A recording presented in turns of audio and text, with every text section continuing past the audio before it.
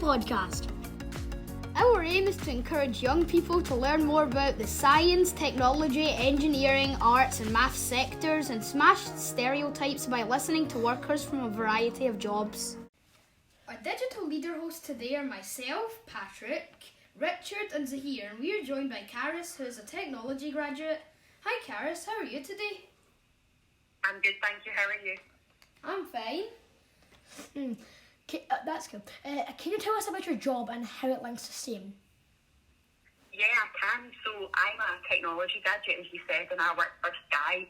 Sky are a company that a lot of you probably know really well, because you might have Sky TV at home, you might have seen Sky News, you might have Sky Movies. They do a lot of different things. They're a really good company to work for. They do a lot of interesting kind of different technology projects. What I actually do is I, at the minute, work within a software team. So what we're doing is we're creating a new app, so something that you could use on like a phone or an iPad. And the app is going to be used by people that work in Sky shops, because at the minute, if you want to buy Sky, you have to phone up to buy it. And what we want to do is we want people to be able to go into a shop to be able to buy it. So the team that I work in, so there's about 10 of us, but there is, oh my goodness, there's hundreds of people working in this project, and we are basically working in this app, and then it means that the people that work in the Sky shops will have iPads, and then they'll be able to use that to help people to buy the Sky products, like the TV or Sky Mobile, things like that. And how that links to STEAM is that so software development, which is kind of coding, that links to both engineering and technology, which is great. And then the A in STEAM is obviously for art, and the art part is really important. Some people don't realise how important that is. But if we had a Sky app or a Sky website and it was very dark and didn't have any colours and it didn't have any nice buttons, people wouldn't want to buy things. So the A is really, really important, because that helps it look nice and helps it work properly. So that's amazing. What or who inspired you to apply for this job?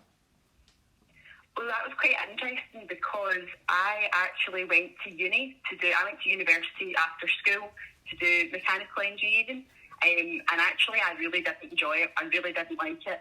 And I did the whole degree. I finished it last year. It's 5 years of really hard work, and then when I was coming to the end of it, I was thinking about, what did I enjoy about it? What parts did I like? And what I liked about doing mechanical engineering is you sometimes learned about new technology, you learned about new things that were coming out. So then that made me realise, maybe technology would be something I would like to work in. And that was what made me apply to Sky. When you're in your last year at university, you normally apply to a lot of different jobs. You don't just apply to one, so I probably applied to about 20 jobs. And this was actually the one I really wanted, so I was really lucky to get offered that. So you pretty much got what you wanted, right? I did, yeah. It was great, because that doesn't happen to everybody, because there's a lot of competition. So there was 6 people were hired at the same time as me, but there was over 300 people applied for the job. So it doesn't always work that way, but I was really lucky that I liked them and they liked me. Did you always wanted to do this job? No, definitely not. We heard a wee bit about it already, but when I was much younger, like when I was your age, I wanted to be a primary school teacher. I wanted to be a primary school teacher till I was around 15. And then I decided, when I was at the end of school, I was like, I'd like to do mechanical engineering. And as you heard, I went to uni. I did that as a degree, and ended up, I'm not doing that either. In a lot of ways, I'm still working out what I want to do. So my actual job title is technology graduate, and what I get to do in that job is I get to try out a couple of different things, and then next year I'll be able to decide what one I want to do. So that's really good, because even for me, I'm 23 and I'm still working out what I want to do. So this job's really good for me, because it means I can try a few different things before deciding. That's interesting. At school, did you think you had the confidence or ability to do this job? I think when I was at school, I came across very confident, because I was very chatty, and like if the teachers, even at primary school, if the teachers ever had to pick somebody to stand up in front of the class, it was always me they would pick. but I didn't actually feel very confident within myself. I was always really worried I didn't do things properly, and I worried I didn't do things right, and I wasn't very good at things. And I think that's just sometimes what happens when you get a wee bit older. You become a bit more confident, which is good. But I think I should have had more confidence in myself, because there's lots of things I was good at. And the other thing is, I don't think I had an understanding of lots of different jobs, which is great that you're doing this podcast, but then it means that lots of other kids your age are getting to understand about a lot of different jobs. Because as I said, I went to uni and I did mechanical engineering, and most people that do mechanical engineering become a mechanical engineer. But when I applied for that, I didn't really know what a mechanical engineer did. So no, I don't know, when I look back, I just don't really think I had the knowledge about different jobs. So it's really important that you're doing this project just now. That's actually quite interesting. So what skills are important to do your job? Yeah, there's a lot of different ones. First one, probably communication. And a lot of people think about communication, they just think it's talking, but communication is talking and listening. Being a good listener is really important, because it's good to be able to talk and share your ideas, but it's also good to be able to listen to other people and hear what they have to say, because sometimes they might have another idea that's better than what you thought, or that improves on what you thought.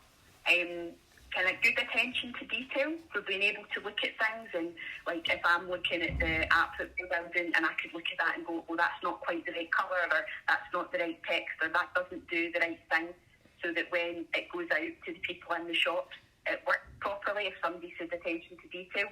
And then another one is called empathy. So if you don't know what empathy is, empathy means that you can put yourself in somebody else's shoes, and you can understand how they're feeling, you can feel what they're feeling, and that is so important in a lot of different jobs. It's really good to be able to look at other people and understand where they're coming from, because when you work in one team, you might think that your bit is the most important, but somebody else in another team, they might think that their bit is the most important.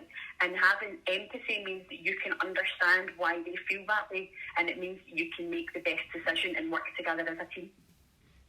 Well, that sounds like a lot of good skills to have. So what do you like most about working in technology? I really like that I get to work on projects that the public don't know about yet. So the app project, there's a part of that that's top secret, and I have to sign a special form to say that I won't tell anybody about it, and I think that's really exciting. So like, my mum and dad and friends and family that I know, people that use Sky, I know about something that's coming out and they don't know about it yet. That sounds great. Are there any stereotypes in your area of work? Yeah, definitely. So I've kind of been affected by this quite directly. So as I said, I did an engineering degree, so I've worked a wee bit in engineering, and I'm now in technology. And in both of those, there are far more men than there are women. So like a couple of examples, when I did at my class at university, I was one of 19 girls, but there was 200 people on the course. So there was roughly 180 boys and about 19 or 20 girls. And then when I started at my job, I think I mentioned that earlier, there was 6 people that were hired as technology graduates at the same time. So that was 6 people that had all just finished university at the same time as me. And I'm the only girl, the other 5 are all boys. And unfortunately, a lot of the reason for that is that a lot of girls aren't applying to do these kinds of jobs. I think a lot of girls can't see themselves in these jobs, which is why I do a lot of the work that I do. I do lots of work with schools, and I think it's really important to be able to show girls and boys that everybody can do whatever job they want to do. It doesn't matter. It doesn't matter what your gender is. You can do any job that you want, and I think that's really important for them to be able to see people like them doing those kinds of jobs. What advice or tips would you give young people who are thinking of a job in the STEAM industries? Yeah, I think this is kind of like a wee bit of a different tip to what you might hear.